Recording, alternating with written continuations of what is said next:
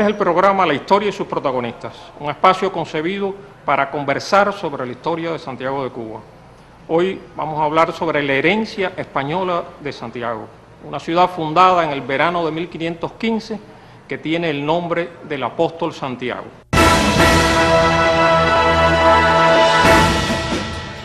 Aunque los indígenas tenían miles de años en esta región antes de llegar los españoles, aunque los africanos y los franceses han dejado una huella importante en Santiago, sin embargo, no cabe la menor duda de que la influencia española es fundacional para Santiago de Cuba. Cuando revisamos la arquitectura de la ciudad nos damos cuenta de la influencia hispana, es decir, la mayor parte de la arquitectura de Santiago es hispana. Cuando revisamos las costumbres, los hábitos, la cultura en general del santiaguero, nos damos cuenta de que ahí está presente de forma muy fuerte España.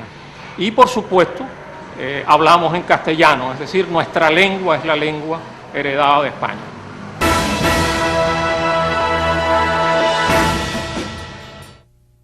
La historia colonial de Santiago está llena de nombres de personajes que han dejado su impronta en nuestra ciudad, españoles que de una manera u otra están en nuestra historia, pero hoy solo vamos a hablar de algunas de estas figuras.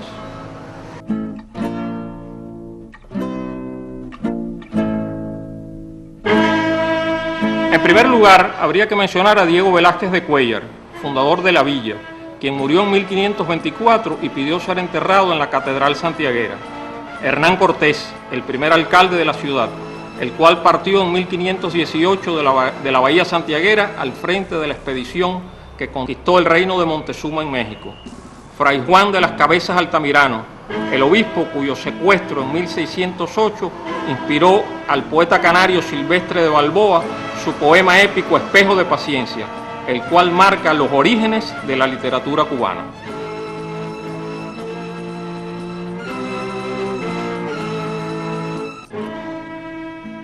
Estos y otros hicieron la historia colonial de Santiago de Cuba, tiempos sin dudas de injusticia y de violencia, pero tiempos fundacionales para la ciudad de Santiago de Cuba.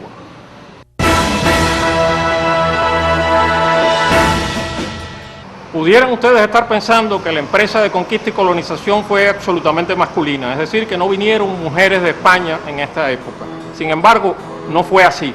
Aunque muy olvidadas por la historia, hubo mujeres con un papel muy importante en el Santiago colonial. Las primeras españolas que llegaron a la isla de Cuba fueron María de Cuéllar y Catalina Suárez. La primera se casó con Diego Velázquez y la segunda con Hernán Cortés. La mujer más famosa de la historia colonial de Santiago es doña Guiomar de Guzmán, una mujer muy poderosa, muy rica, que influyó en Emilio Bacardí al punto de que éste se inspiró para escribir su novela histórica Doña Guiomar, Tiempos de la Conquista.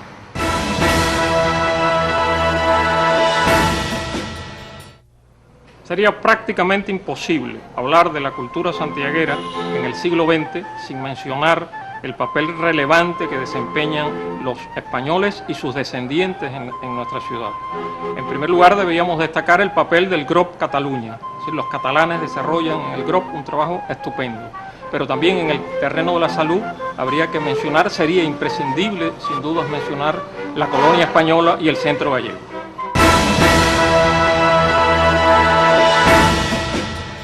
El GROP Catalunya, que en realidad su nombre oficial era Catalunya GROP Nacionalista Radical, tuvo una labor cultural muy importante en Santiago de Cuba.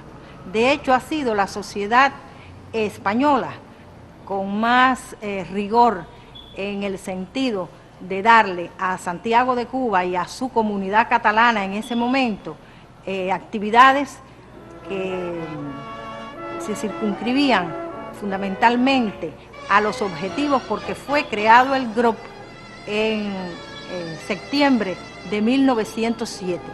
El objetivo del GROP Catalunya desde su fundación hasta la década del 60 en que desaparece fue la independencia de Cataluña.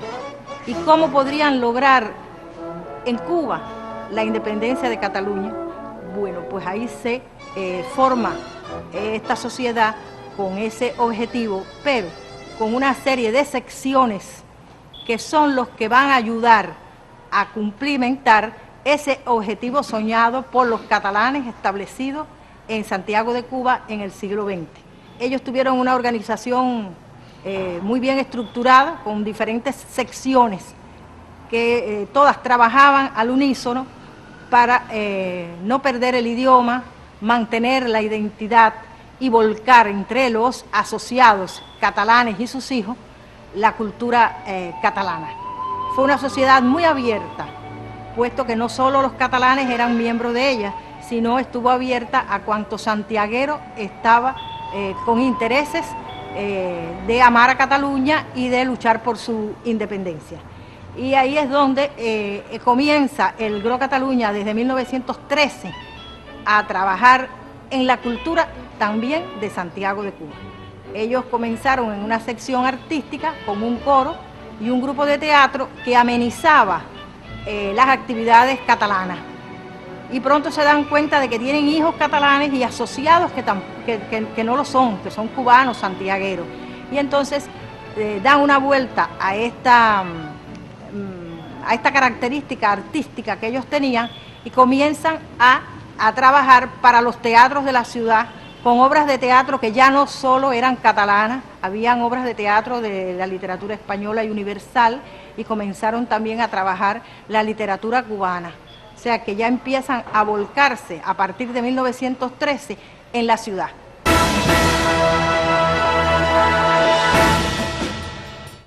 Nuestra comunidad cubano-catalana en Santiago de Cuba desarrolla toda una serie de actividades proclives al incremento de la cultura, el deporte, etc.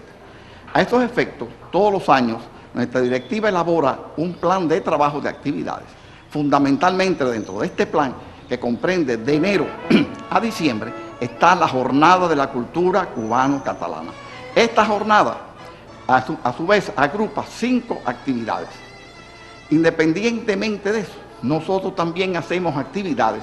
Por ejemplo, en la Diada, que es la fiesta nacional de Cataluña, que es en septiembre. También hacemos la Castañada, otra fiesta catalana. Y otra serie de fiestas también donde se hace alusión a la cultura y a los bailes típicos de Barcelona, Cataluña, como la Castañada, donde un grupo de nuestros asociados jóvenes conforman un grupo de baile de Castañada, la habanera, etcétera, etcétera.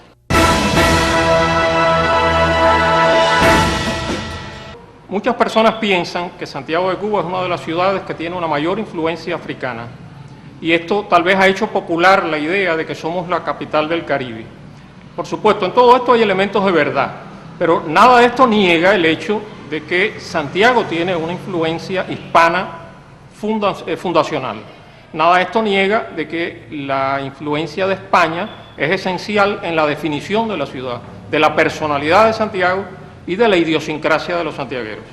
Y una prueba de ello lo constituye la vida y obra de 2 descendientes de españoles muy importantes. Me refiero, sin lugar a dudas, a Emilio Bacardí y al doctor Francisco Prat Puig, cuya vida y obra nos dan un ejemplo de hasta qué punto ha llegado la impronta española en la cultura de Santiago de Cuba.